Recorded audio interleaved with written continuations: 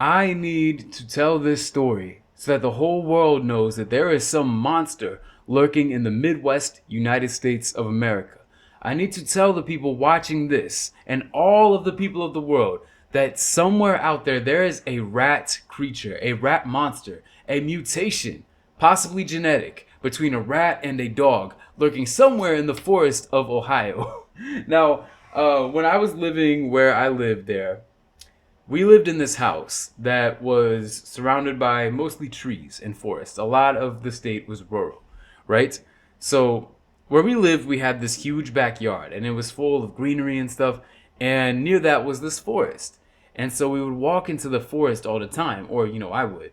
And it was always warm. The summers were warm and hot. This was during the summer. I don't remember exactly which year this was. I just remember that it was a summer, and so it was pretty warm and pretty hot. It was a good day to go outside. So I and some of my family decided to go outside. And so it was me, one of my family members, and we'll say his friend. His friend went with him. So we all went out into the forest, right? And we were expecting it to be a very good day. We were going to go explore, just have a good time. And when we get into the forest, we do not get far before we see these abandoned structures in the middle of the woods. I call them structures. I don't know what they were. At the time, I think I would have described them as train cars, which in retrospect makes no sense. Because now that I think about it, they did not actually resemble train cars. They resembled, I don't even know what they were. I think they looked more like cabins. I think they were just small cabins slash cottages. But even that doesn't sound right. I have no idea what was in that forest. And I have no idea what else was lurking in that forest. And I'm about to tell you. This is kind of a scary story. This is where it gets kind of spooky. We were heading up to these abandoned structures. Again, I don't know what they are, what their purpose was. They were all rusted. They were metallic. So they definitely weren't cottages like my previous theory. But they were metal and rusted. And so one of them looked like, I'll just describe two of them. I don't remember what one of them looked like, but there were three in total. And so one of them looked like this cylindrical greenish structure that was peeling off, rusted, like I said. And then the other one was this kind of rectangular one. I think it's the one that made me think that they were all train cars because it was rectangular and it had this front that had this door that was leaning off and pretty much broken. It was a broken door. It was a dead door. It was a door that was no longer guarding a secret to some weird abandoned structure that somebody may have lived in at some point in their life. So, of course, me being the explorer, Dora the Explorer out here with my map and my monkey slave child that I kept. Don't enslave monkeys. That's terrible. Why? What do monkeys ever do to you? Huh? Gorillas, chimpanzees, orangutans? What other monkeys are there? I can't even name any other monkeys. But monkeys are not your pets. Unless you have a pet monkey. Legally. Okay? Do not harm monkeys. Justice for monkeys.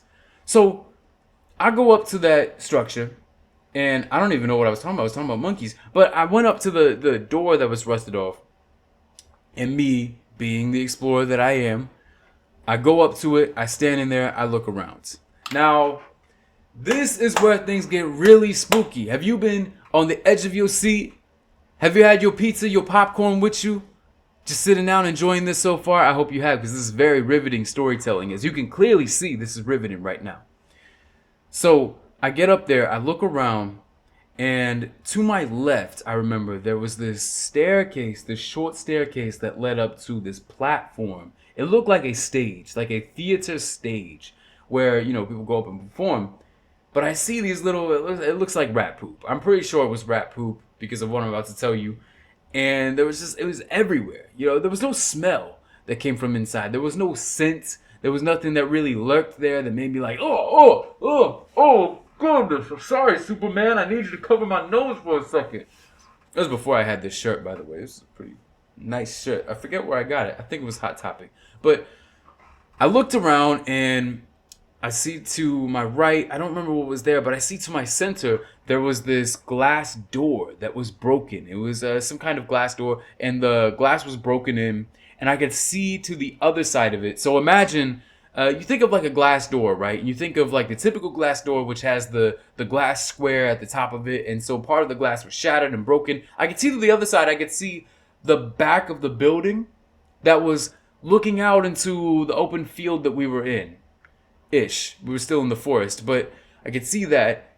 And then through the broken glass of the door that was lying down just on its, not on its side, but I could see at an angle. Something was moving.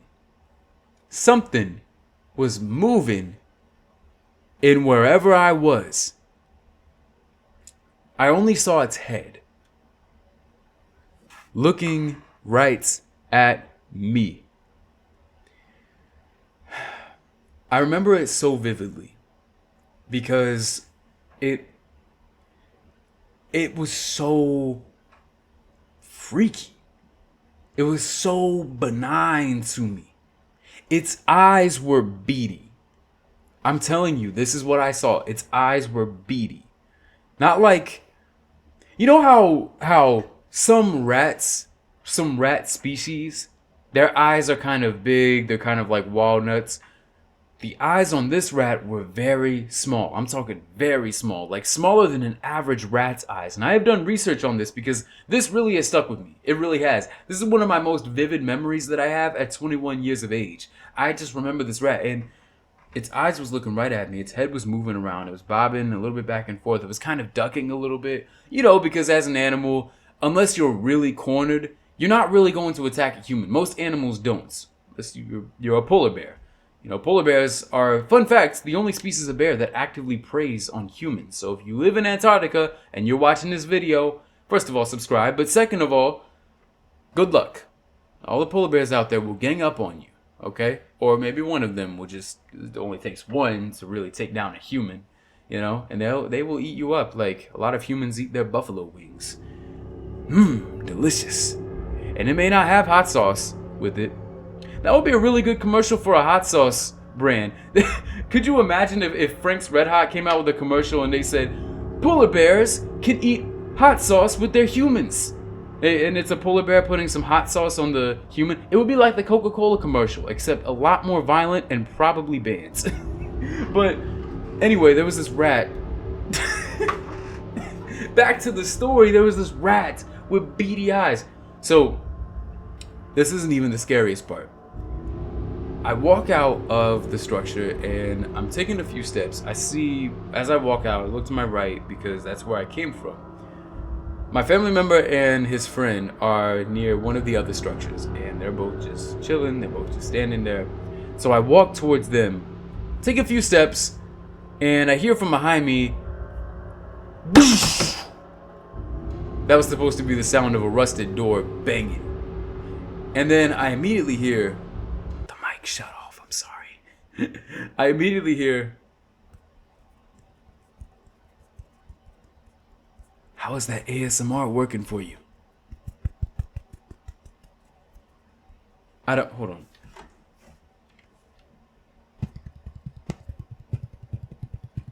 Can you hear that? Is that ASMR working?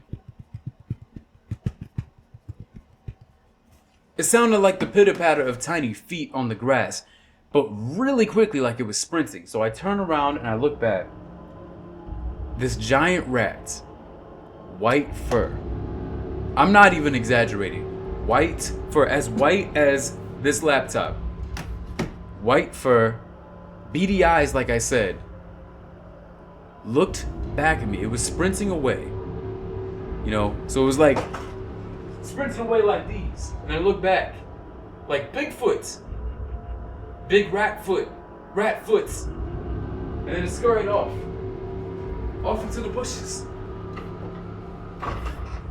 So it scurried off behind the structure into the bushes. I never saw it again.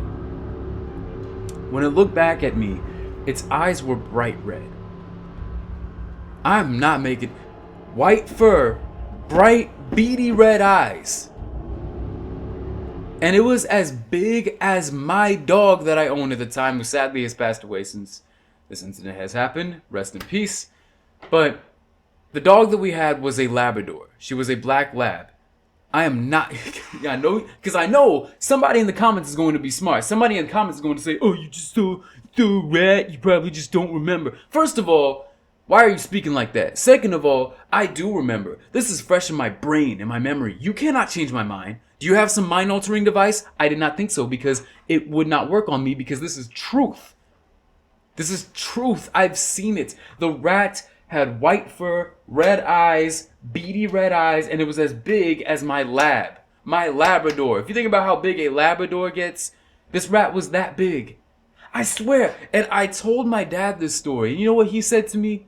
He said, well, if you see something like that, you should call the police. And I said, I'm telling you, Dad, this is true, because I know he was kind of joking, but it was true. I saw it. I saw a monster in the forest. I saw a genetically mutated rat that skipped the steps of rat mutation. This was no sewer rat, because what I did afterwards, I did some research into the different types of rat species that live in North America, which is where this occurred. And the predominant rat species that you really see in North America is the sewer rat. I have not seen, I've heard that sewer rats can grow pretty huge, right? But this was bigger than all sewer rats that I've ever seen combined. On Firefox, on Google, on every web browser you can think of. Look up the biggest rat in the world. It was bigger than that. I saw a dog-sized rat in the forest. I would love to be making this up, but I'm not. So then fast forward. The story does not end there, folks. My mom and I have a conversation where she talks about how she took our other dog that we had, who was a white Shih Tzu. Shih Tzu, I think, is the official breed. I haven't actually memorized it, but it was a small dog. And so my mom took our new dog outside, and as he was doing his business, right, she looks off into the forest. This was at, I believe, 9 in the morning, 8 in the morning. And this is based off her accounts that she shared with me. She saw a creature run into the forest, scamper into the forest. The same creature, or the same description of the creature that I saw. She said that it had a long tail, like a rat's tail, and she said that it had white fur. And she said that it was big. Like, I do not remember how big she described it as, but she said that it was big. White fur, long tail. Pretty much fits the description of what I saw. I mean, I did not get a good look at the tail of the creature that I saw in my memory, but it was a rat. I can tell you that much. It was definitely a rat. I think my brother told me that it might have been a possum. Maybe it was a possum. Maybe it was, but the white fur and red eyes, though. It was a demonic possum. It was a possum from hell. It was a possum from down there or up. I don't know. I'm not going to say wherever it is relative to the universe and scientific. Where is the scientific location of heaven and the underworld? Where are they located? Do you know? Do I know? I don't know. But all I know is that rats can be very scary creatures. Possum can be very scary creatures. And so if my encounter has taught me anything, it is that if you see something that looks out of place, especially something in the forest, just run away. Run away. Do not try to fight back.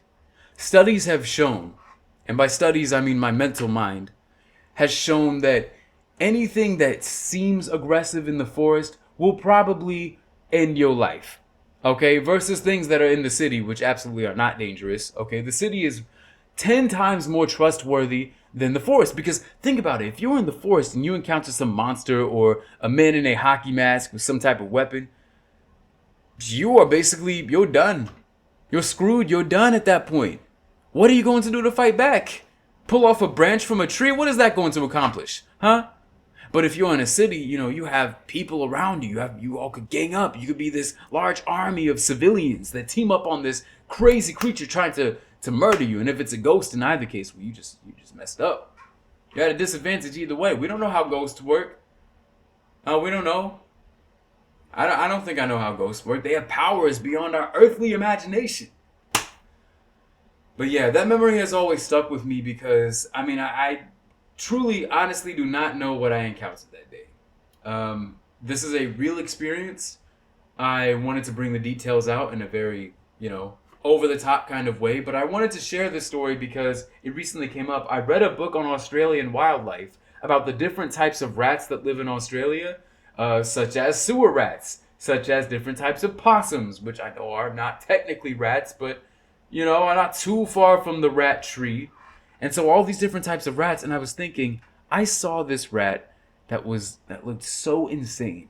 I was so scared. And so I encourage all the supernatural TV shows and agencies of the world to go out there and investigate what I have seen in this undisclosed location that I have given to a Midwestern place in the US.